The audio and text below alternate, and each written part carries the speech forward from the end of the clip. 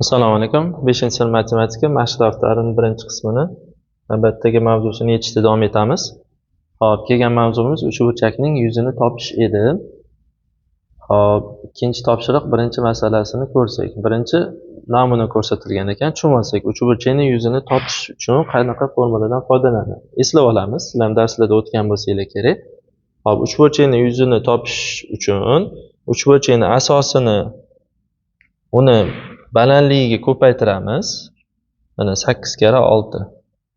Asosini balandligiga ko'paytiramiz va uni 2 ga bo'lamiz. 1/2 ga ko'paytiramiz. Uchburchakning asosini balandligiga ko'paytirsak, shu uchburchakning asosi bilan balandligidan iborat bo'lgan nima bo'ladi? To'rtburchakning yuzi kelib chiqadi. Mana bunaqa to'g'ri burchakli uchburchakdan tushunmasak bo'ladi. Uchburchakning asosini mana balandligi ko'paytirsak, mana xuddiki bizda mana bitta to'g'ri burchak bor. To'g'ri burchakni yuzasini topishib o'tgandik. Enini bo'yiga ko'paytirish kerak. Mana eni, mana bo'yi. Hop, bizda enini bo'yiga ko'paytirib qo'ysak, mana uchburchakni topmaymiz edi. Mana shu eni bilan bo'yi shunga teng bo'lgan to'rtburchakni topib qo'yamiz. Mana hamma yuzasini topib qo'yamiz. Bizga uchburchakning o'ziniki kerak edi. Demak, biz to'rtburchakni mana bu yerdan uchburchakning anaqasi eng uzun tomoni to'rtburchakni 2 ga bo'lgan diagonali bo'lib. Bizga mana bu tagidagi yuzani o'zi so'ralgan. Uchburchakning yuzi degani mana shu degani. Biz hammasini topib qo'ydik. Demak, to'g'ri yuzani topish uchun shu umumiy topgan yuzamizni 2 ga bo'lib qo'ysak bo'ldi. Shuning uchun uchburchakning yuzasini topish uchun uchburchakni bitta asosini balandligiga ko'paytirib, uni 2 ga bo'lishimiz kerak. Asosini balandligiga ko'paytirib qo'ysa, demak, to'rtburchakning yuzasi kelib chiqadi. Uni 2 ga bo'lsa, uchburchakniki kelib chiqadi. Shundan kelgan formula. Asosini balandligiga ko'paytirib 2 ga bo'lish. Shu qonunni formulani bilib olsak bo'ldi. Hop, A misolni ishlashni boshlaylik. Mana uchburchagimiz. Hop, bizga uchburchagimiz yonbachasi berilgan ekan, qiyinroq bo'lsin deb. Mana bizda asos, mana balandlik. Uchidan shu asosga tushirilgan balandlik. Shu qilaydi. Mana bu uchidan bu asos, mana bitta asos deb olsam, bu balandlik tushirgandan keyin hisoblash qiyin balandlik. Chunki bizga har bitta katining uzunligi berilgan 1 sm, to'g'rimi? Mana bu balandlikning uzunligi aniq, shuncha nechta katidan o'tishi aniq. Mana bu asos, mana GF asos qilib olsam, o'zi uchburchakni xohlagan tomonni asos qilib, o'sha tomonga tushirilgan balandlikka ko'paytirib 2 ga bo'lsak, yuzasi kelib chiqaveradi. Farqi yo'q. Lekin biz oson yo'lini qidirishimiz kerak. Agar men buni asos qilib olsam, GF tomonni, bunga tushirilgan balandlikni topishim kerak. Mana balandlik bo'ladi taxminan 90 gradusda. Endi bu tushirilgan anaqani balandligini, uzunligini topish qiyin. Bizga berilmagan bu. Bizga faqat har bitta katini tomonlari 1 sm dan berilgan. Bu katilarni kesib o'tyapti. Mana bu asosiy ham kesib o'tyapti. Shuning uchun bu mana asosini ham uzunligini topishim qiyin. Buni ham uzunligini topishim qiyin. Bizga faqat katini mana eni bo'yi berilgan. Mana katini mana qilib kesib o'tyapti, uzunligini topish qiyin. Shuning uchun bu tomonni men tanlab olmayman yuzasini topish uchun. Tepadagi tomoni ham xuddi shunaqa. YF tomoni, tepadagi tomon va unga tushirilgan balandlik mana bu yerda qayerdadir bo'ladi. Qiyshuv ketganligi uchun, katilarga nisbatan qiyshuv ketgani uchun topish qiyin. Shuning uchun bu emas, tekis katel bo'ylab ketgan tomonni oldim va bunga tushirilgan balandlik ham katel bo'ylab ketgan. Demak, anaqasini uzunligini topish oson. Mana ko'ramiz, mana bitta asos deb oldim. Mana bitta asos deb oldim. Asos va shunga tushirilgan balandlik mana. Asosi necha santimetr? Har bitta katel 1 santimetr bo'lsa, bu asosi nechta kateldan o'tyapti? 1, 2, 3, 4, 5, 6, 7. 7 ta kateldan o'tyapti. Demak, asosi 7 santimetr ekan. Hop, balandligicha nechta kateldan o'tyapti? 1, 2, 3, 4, 5, 6. Uzr, 1, 2, 3, 4, 5, 6, 7, 8, 9 ta. Demak, 9 santimetr ekan. Asosi bilan balandligini bilib oldim. Endi yuzini topish uchun asosini balandligiga ko'paytiraman va uni 2 ga bo'laman. Asosi 7, balandligi 9 va uni 2 ga bo'lish. 7 kere 9 63. 63 ni 2 ga bo'lsam nechi bo'ladi? 62 ni 2 ga bo'lsam 31 bo'ladi. 63 ni 2 ga bo'lsam, demak 31 yarim bo'lar ekan. 31,5 santimetr kvadrat. Birligi esinglarda bor.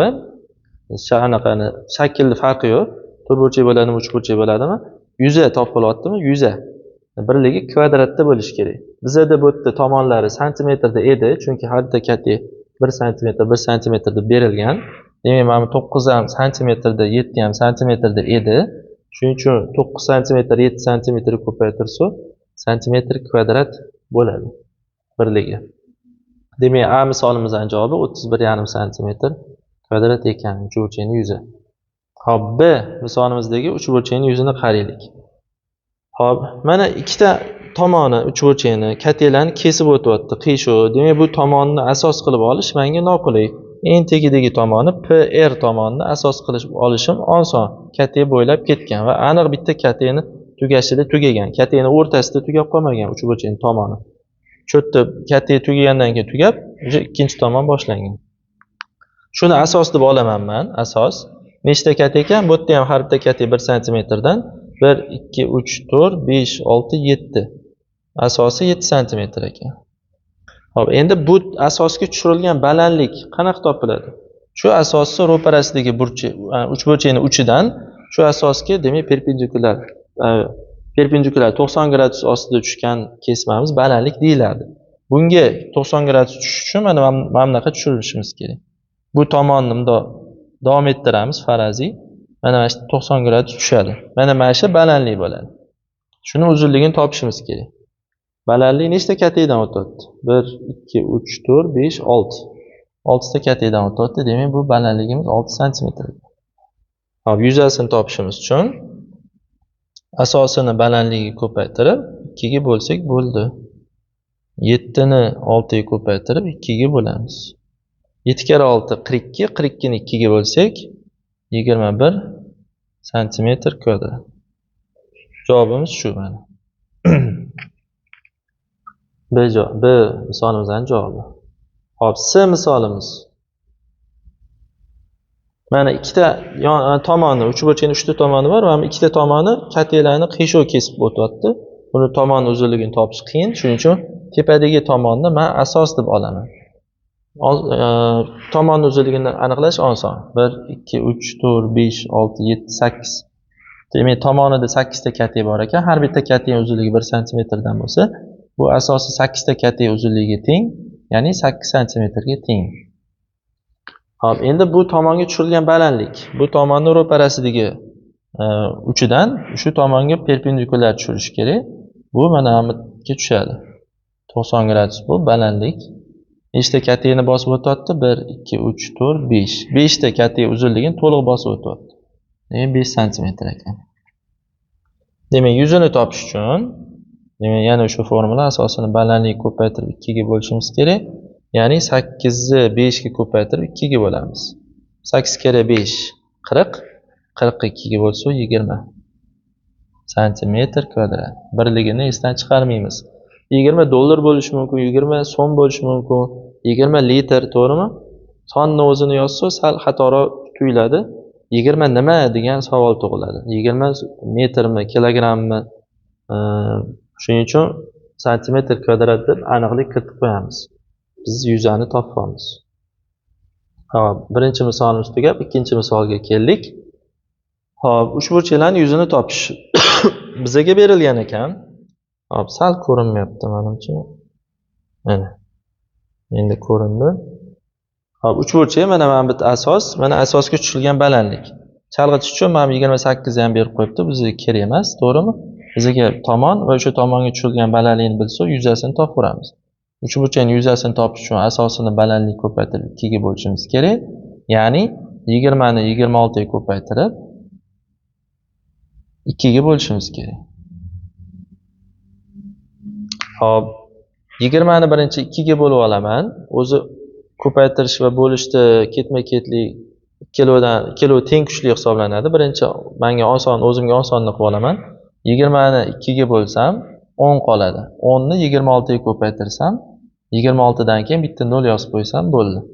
Shunaqa santimetr kvadrat. Chunki bu yerdagi uzunliklar birligi santimetrda berilgan.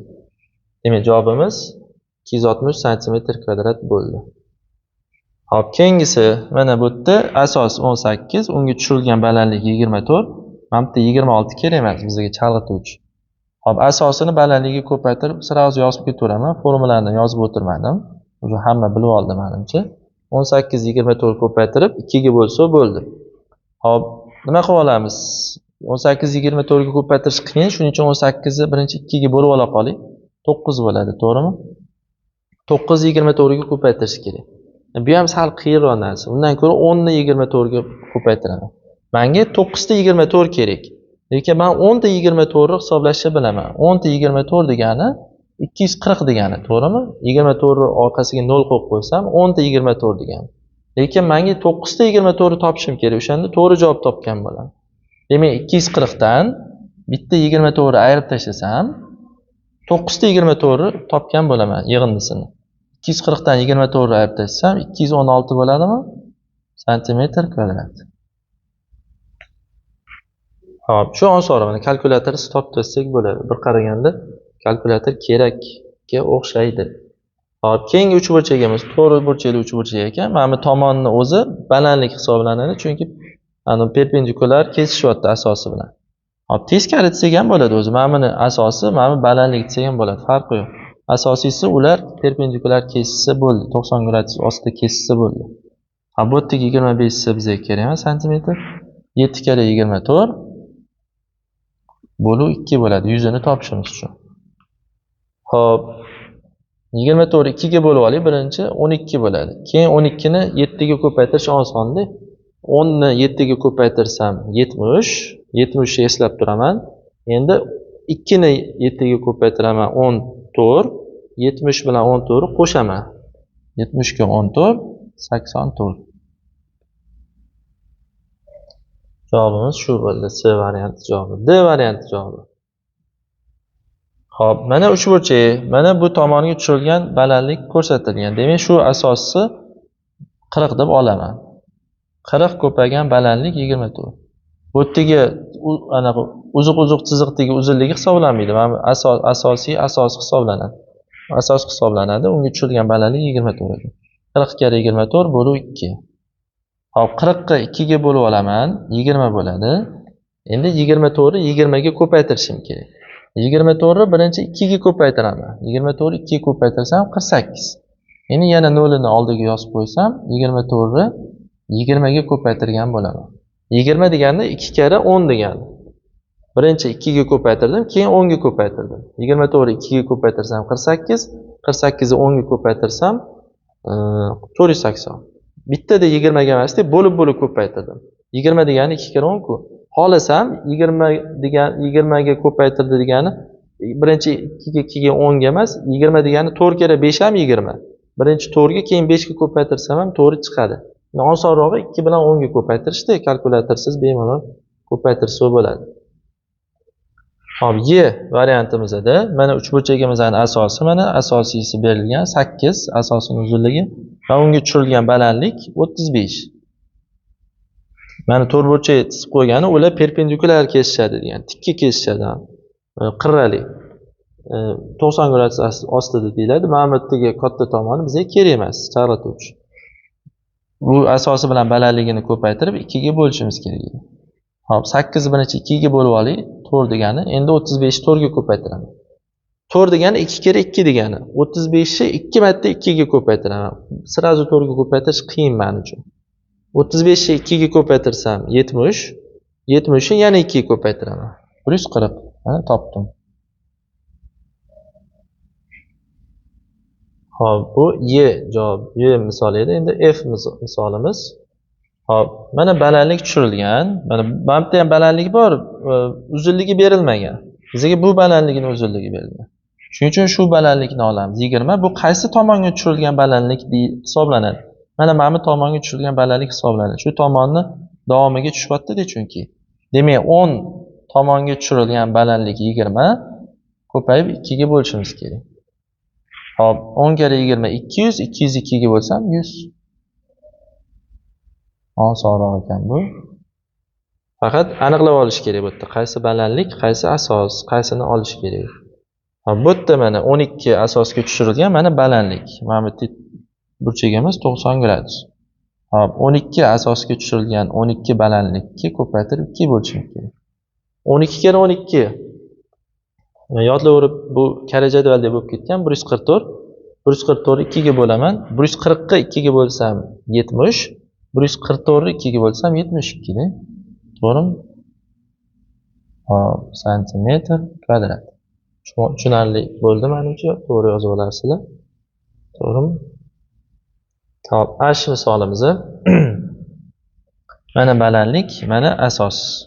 Demak, 30 metrli asosga uzr, mana birliklarimiz santimetr emas, metr bo'ladi. To'g'rilab qo'yarsizlar. Mana bu yerda ham metr, hammasi metr bo'ladi. Mana bu yerda ham metr, uzr, santimetr ketib qolibdi. Metr deb qo'yinglar.